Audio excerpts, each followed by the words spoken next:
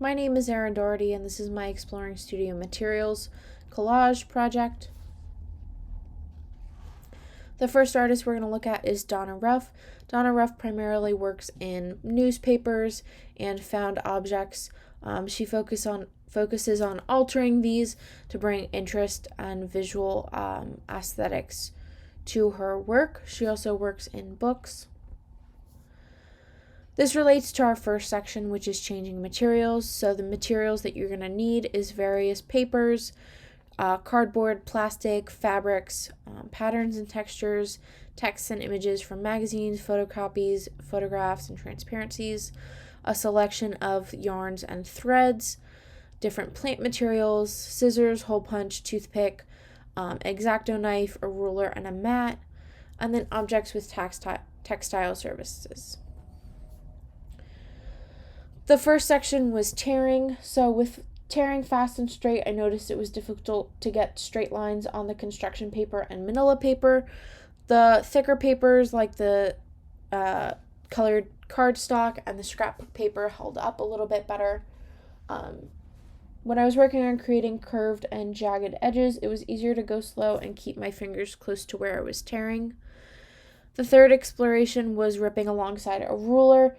The cardstock did end up snagging at the bottom, so I observed that you have to really spread your hand out and hold that ruler down, but this did end up becoming one of my favorite techniques just because of the straight lines that it created while still maintaining that torn effect.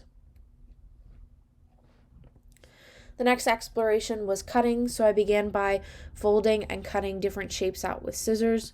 This was really difficult to get curves on the newsprint as well as on the folded cardstock. I got really geometric and messy cuts. As I was doing the curved and jagged edges, I noticed it was easier to move the paper than the scissors to create different geometric shapes. The last technique was cutting an X-Acto fringe, which I noticed the construction paper created little balls when cut, and the magazine paper stuck together when it was folded over. The newsprint had trouble cutting all the way through, so overall this is not a technique I would recommend. The next section was creating texture, so I began by doing some frottage on the left there and rubbing over different textures. I noticed that the manila paper shifted as I was doing a rubbing, but the cardstock picked up texture really well on the coins. For the grattage, it was hard to peel with the X-Acto knife, so it was easiest to tear or scrape off from the edge and instead go back and forth with the X-Acto knife. On the right there, I have different textures on the paper.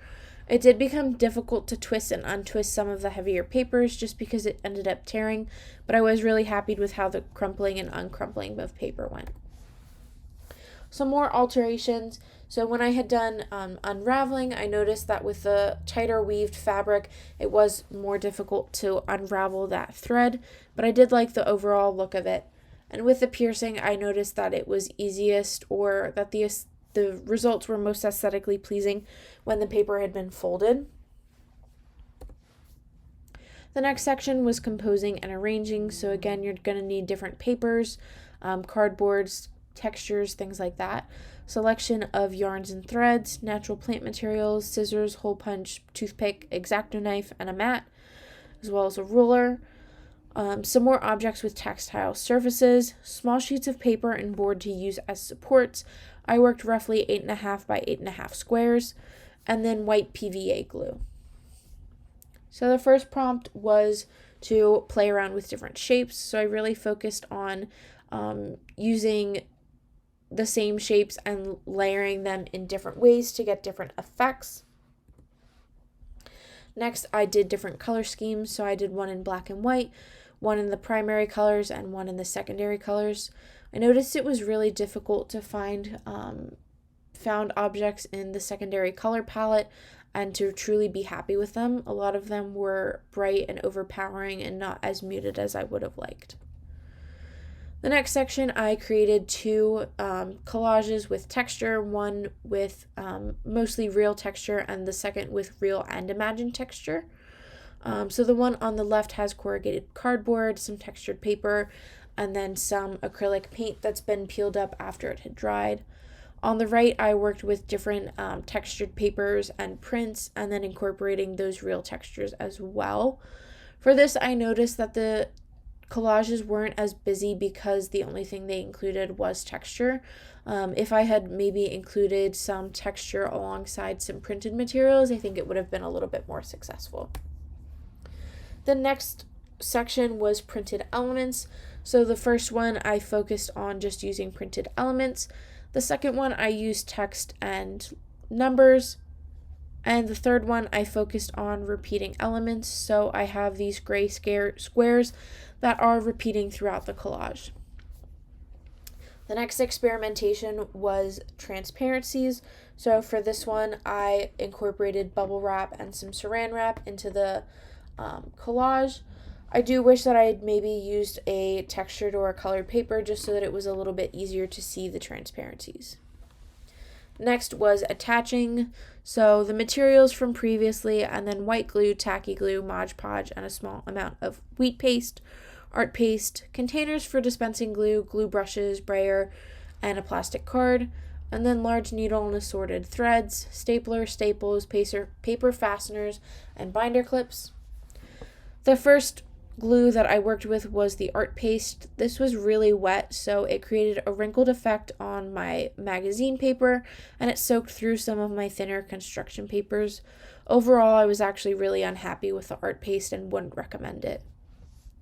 Second was the Mod Podge and the tacky glue. I applied the Mod Podge with a paintbrush, and I did find this application to be easier. However, the Mod Podge did dry quickly, so I had trouble gluing the edges down.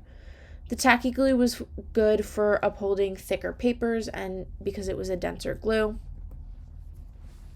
The Elmer's glue application was really easy when using the glue bottle. However, it did create some wrinkles in the magazine paper.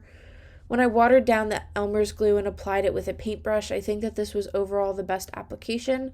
It didn't dry quickly, so I was able to glue down all of the edges really neatly before securing my items to the support, and it wasn't very messy either. The next one was tape, which I actually found to be the most difficult material to work with just because of its sticky quality and its tendency to look crafty or like poor craftsmanship. The final experimentation in this section was pierce and clamp. So I used paper clips, safety pins, and staples to secure my collage to the support. Overall, I found this one to be difficult to make the staples and other elements look purposeful instead of messy or like an easy attachment. The next section was alternative support, so I selected 2 objects from around the house and created collages on top of those. The first one, I used a flower vase and some cut out magazine images. I worked on layering the images inside and outside of the glass to create some depth, and then I also included some textile work. The next one I focused on was an old cardboard box. So I focused on layering different patterned papers, found materials, ribbon, and cutouts on top of my box. I also incorporated a 3D miniature book. Our next artist is Sophie Aston. Sophie works primarily in collage and paint. Earlier in her career, she focused on collaging on top of her paints, which relates actually to our next section, which is mixing collage and other media. So you're going to need some collage elements and supports and attaching materials, as well as different selections of paint, paintbrushes, containers of water, trays to dispense the paint on, and then graphite pencils and colored pencils, oil pastels, water-soluble pastels, and ink pens. For this one, I began by creating a watercolor wash over Bristol board and then layering objects on top of it. I also included some acrylic covered paper to add interest. Overall, I think this was an interesting way to have a visually interesting support rather than using patterned paper. And finally, my studio reflection. So overall, I had a lot of fun with this project. The most interesting material to work with for me was the magazines and printed images. I found the painted surfaces to be the most expressive, and I found the most challenging to work with was the tape, just because of its crafty quality.